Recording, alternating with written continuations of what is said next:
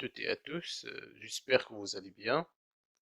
Aujourd'hui, je vous propose la leçon de lecture de la page 122. Alors, dans cette leçon, vous allez reconnaître la description de sensation et dégager les caractéristiques de ce genre de description. Commençons d'abord par l'observation de l'image et du texte.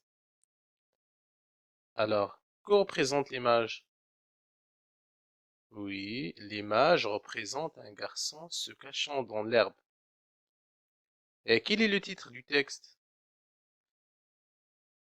Bravo, le texte s'intitule Dans les hautes herbes. Quelle en est sa source?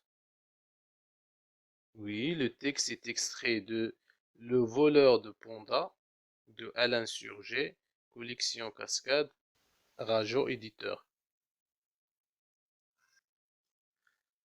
Alors, d'après l'image, le titre est la source du texte. Quel sens se dégage de ces trois éléments? Oui, bravo. De ces trois éléments se dégage une impression de mystère, un sentiment d'inquiétude et d'angoisse. Maintenant, vous écoutez bien, je vais lire le texte. Dans les hautes herbes, les Fang a suivi des voleurs de pandas, animaux rares de Chine aujourd'hui protégés. L'enfant grimpa sur la berge, regarda autour de lui.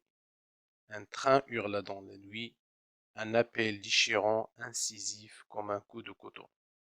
Le convoi passa dans un tonnerre d'acier. Le roulement des crues, la longue chenille de lumière blanche s'effaça dans une courbe. Le silence à nouveau, bleu et froid, collé à la bruine qui s'était remise à tomber. Le garçon marchait le long de la rive. Un froissement de vent et se jeta à plat ventre. Rien, ce devait être le vent ou la pluie sur les roseaux. Il y en avait tant et tant qui bruissaient en frottant leurs tiges empanachées de chaque côté du Yang Shang Kong. Rien à faire, ronchonna-t-il en se relevant. Cette fois, je l'ai vraiment perdu. Il s'apprêtait à s'en retourner lorsqu'il poursuit un règlement. Un bruit différent du murmure continuel des roseaux. Il tendit l'oreille, distingua un clapotement qui dominait le léger ressac de l'eau contre la berge, puis le crissement des tiges contre une masse dure. Les Fang eut juste le temps de se dissimuler dans les hautes herbes. Bon, vous pouvez mettre la vidéo en pause et lisez le texte plusieurs fois avant de passer aux questions de compréhension.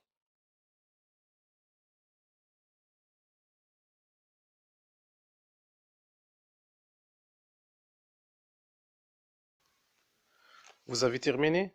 Très bien. Maintenant, je vais vous poser les questions afin de vérifier votre compréhension du texte. Alors, quel est le personnage principal du texte? Oui, bravo, c'est Li Fang. Où se situe l'action?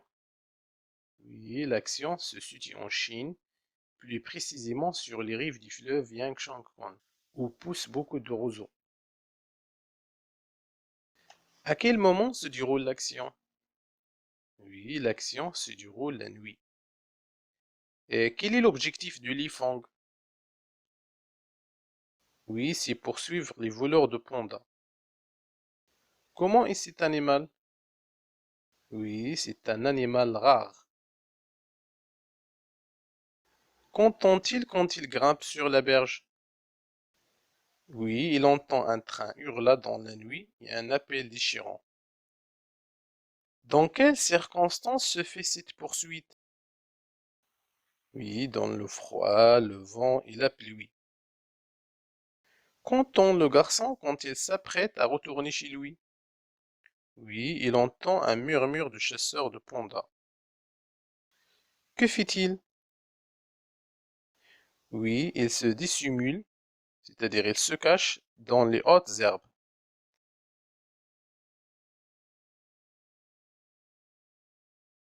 Dans quel état d'esprit se trouve Li Fang? Oui, Li Fang est inquiet, angoissé et mécontent parce qu'il pense avoir perdu la trace du voleur de panda. Il a dit? Rien à faire. Cette fois, je l'ai vraiment perdu. Relève les expressions qui désignent un bruit et classe-les comme indiqué. Bruit produit par des éléments de la nature, vent ou végétaux. Bruit produit par des animaux ou des hommes. Et bruit produit par des machines. On corrige. Alors, les bruits produits par des éléments de la nature, vent ou végétaux, on a un froissement, bruissement en frottant, murmure, un clapotement, le ressac, le crissement. Et les bruits produits par des animaux ou des hommes, un raclement. Bruit produit par des machines, on a hurla, un appel, un tonnerre d'acier, le roulement des crues. La question suivante. Complète la quatrième colonne du tableau par les adjectifs qualificatifs, les compléments de nom, les comparaisons, les subordonnés relatifs qui caractérisent les bruits. Alors pour les caractéristiques des bruits, on trouve un appel déchirant, incisif comme un coup de couteau, murmure continuel, léger ressac, un tonnerre d'acier, qui bruissait en frottant leurs tiges, qui dominait le léger ressac de l'eau contre la berge, puis le crissement des tiges contre une masse dure. La question suivante. Les bruits cités dans le tableau sont des éléments d'ordre auditif. Relève les autres éléments d'ordre visuel ou tactile. Alors pour les éléments d'ordre visuel, on trouve regarda autour de lui, la longue chenille de lumière blanche s'effaça dans une courbe. Et pour les éléments d'ordre tactile, on trouve collé à la bruine qui s'était remise à tomber. Alors, la question qui s'oppose maintenant est la suivante. Qu'appelle-t-on les éléments décrits dans ce texte? Oui, bravo, on les appelle des sensations. Alors, dans ce texte, on trouve la description des sensations auditives, visuelles et tactiles. Et quelles sont les autres sensations qui ne sont pas citées dans ce texte? Oui, bravo, la sensation gustative, c'est-à-dire qui a rapport au goût, et la sensation olfactive, c'est-à-dire l'odorat. Une dernière question. Quel rôle jouent les sensations dans ce texte? Oui, les sensations donnent une impression négative sur les chasseurs de pandas. Retenons alors. Par l'évocation, dans une description du couleur et ou du lumière, des bruits, des odeurs et des saveurs, on suggère un ensemble de sensations visuelles, auditives, olfactives, gustatives et tactiles. La description des sensations s'appuie sur un vocabulaire précis et imagé, adjectifs qualificatifs, groupes nominaux, et sur des tournures expressives. Ce genre de description peut donner une image améliorative ou dépréciative selon les faits recherchés. Voilà, c'est fini. J'espère que vous avez bien compris cette notion de la description de sensations. Si vous avez des questions, n'hésitez pas de les poser.